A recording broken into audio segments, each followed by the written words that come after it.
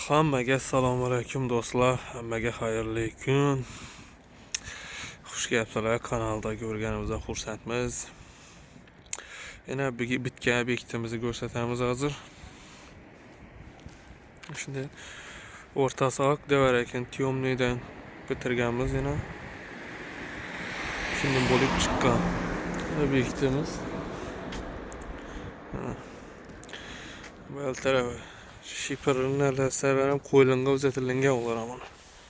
Buna uzatib qo'yibmiz taxlab. Şiperden özlerimiz kakkamız, özlerimiz şiper etib qo'yibmiz bu yerda. Yan baş tarafları. Yine. Tam çıralı çıqqan yine. Akabisovka. Tiyomni sokolni, ugullaram tiyomnida. Şiş çıkışta çıqqan o ana başı yanam tiyomnidan çıqqan tepelerim tiyomni bilan kelgan. Sokolni bilan yanba devrek sokolnidan çıqqan o soppa deval mahkamlangan narsa.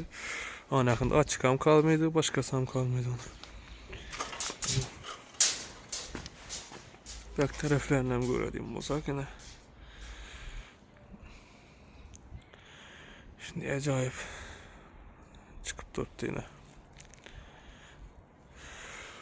Mandin fasadni plitani o'zi kerak ustangiz bo'lsa, ya ustanovkasi kerakmi, hammasini 91dan 420 0280 telefon öğretir. Elhamdülillah.